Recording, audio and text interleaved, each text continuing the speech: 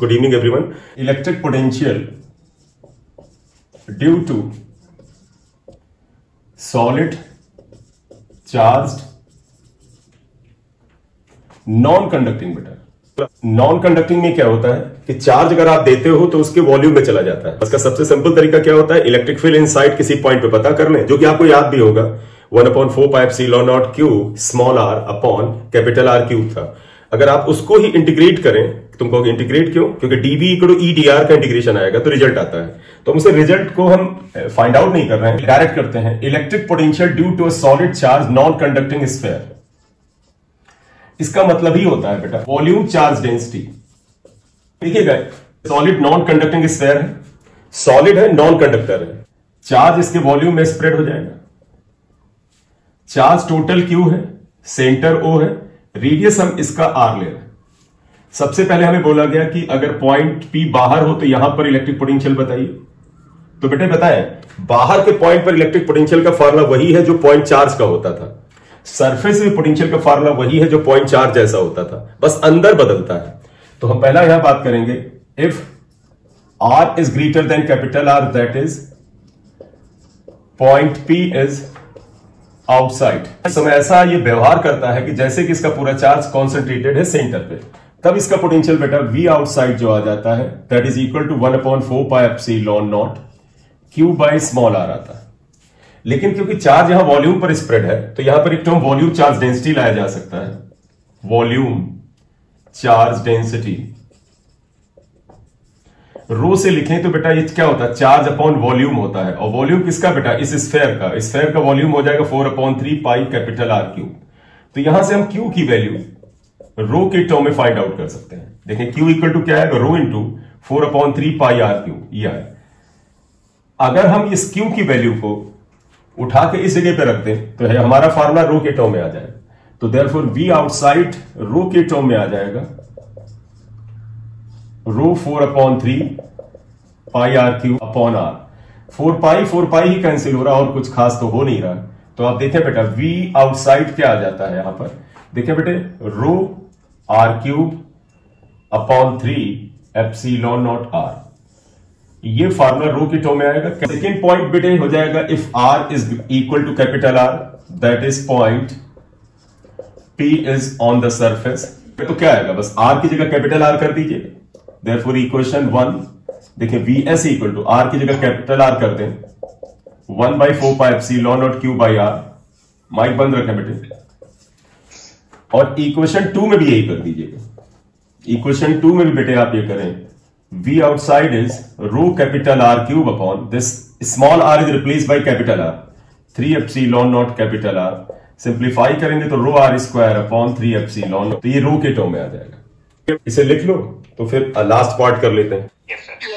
चलिए, केस 3 में पॉइंट अंदर आ जाएगा और इसके पोटेंशियल का फार्मूला आपसे मैंने ग्रेविटेशन में भी कहा था, मन हो याद कर लो। और अगर याद है बेटा तो आपको केवल एक ही काम करना है, जो कैपिटल G था वहां पर उसकी जगह 1/4πε0, और जहां पर मास m था वहां Q लाना है। तो खैर हम यहां पर केस 3 डाल के बात कर रहे हैं। If R is less than R, that is point P is inside. इसका मतलब ये होता है, अगर आप डायग्राम में करस्पॉन्डिंग चेंज करना चाहें तो आप कर सकते हैं कि आपने कह दिया भाई पॉइंट P यहां आ गया, ये और ये दूरी जो है बेटा ये R के बराबर है। ये तुम्हें इस ध्यान रखना बेटा, पैटर्न पकड़ के आप बात करिएगा। V inside volume charge density के केस में आएगा बेटा।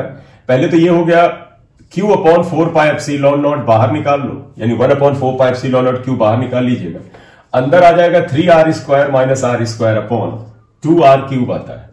ये आप याद रखोगे तो अच्छा रहेगा। डेराइव करने के लिए जब कभी बहुत फुर्सत होगी, बहुत टाइम होगा तो बताइएगा, तो हम बता देंगे कैसे करते हैं। तो अब इसमें जो चीज इंपॉर्टेंट वो ये है, अगर ये पॉइंट P सेंटर पे हो तो इसका इंपॉर्टेंट पार्ट ये है, if point P is at the centre, ये अगर सेंटर पे आए, देन आप देख सकते हैं स्मॉल r जो ये था बेटा, ये स्मॉल r ये जीरो हो जाएगा। अगर ये जीरो हो जाए तो बेटे V सेंटर अभी आ जाएगा, V इन की जगह V सेंटर करेंगे, Q/4πε0 3R² upon 2R cube आ जाएगा। बिकॉज R² इज 0, क्योंकि R 0 है तो R² 0 है, तो ये आएगा। इसमें इसे कैंसिल करें तो ये बेटे कुछ ऐसा आता है, देखो 3/2 1/4πε0 Q/R आ रहा है। और अगर आप इसको जरा ध्यान से देखें, कंपैरिजन की नियत से देखें, थोड़ा सा प्रीवियस इंफॉर्मेशन को कंपेयर करें, तो क्या आता है, V centre would be equal to 3/2।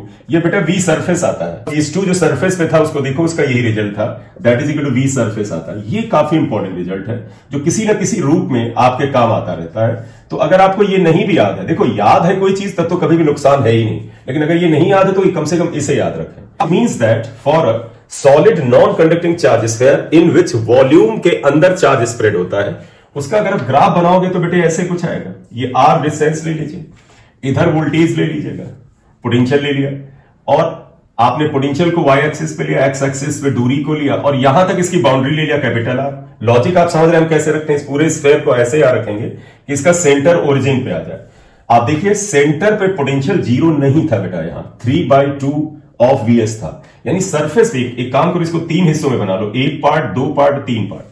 देखो सरफेस से पोटेंशियल अगर इसके करस्पॉन्डिंग इतना है तो इसके ये 1.5 गुना है। देखो ये जितना था 1, इसका आधा और है, तो इसका मतलब है सेंटर पे पोटेंशियल कुछ इतना होगा, उसके बाद ये आएगा, ये घटेगा, देखो ऐसे घटेगा, और फिर सरफेस के बाद बाहर तो मामला वैसे ही है, मैं लिख देता हूं, देखो V outside is proportional to 1/r ही आएगा, रेक्टेंगुलर हाइपरबोला, सेंटर पे सरफेस का 1.5 गुना है। इस ग्राफ का ये जो शेप होता है ये पैराबोला होता है, पैराबोला, और ग्राफ का ये जो पार्ट होता है ये हाइपरबोला है। क्वेश्चन इस पोर्शन से भी ये लोग किसी न किसी तरह से बना के पूछ लेते हैं, तो ये ग्राफ यहां इंपॉर्टेंट हो जाता है। ठीक है, देखो बेटा अभी हमने जो किया है एक solid non conducting charge sphere की वजह से इलेक्ट्रिक पोटेंशियल बताया है, और हमने कहा है कि हम इसको डेराइव ना करके डायरेक्ट लिखेंगे, और इसके केसेस को लेके ग्राफ को हम इस्तेमाल करेंगे। ये बहुत ज्यादा पूछा जाता है, एप्लीकेशन ही ज्यादा आता है, राइट। तो यहां पर इतना ही पार्ट कर रहे हैं, इसके बाद आते हैं इलेक्ट्रिक डायपोल वाला पार्ट।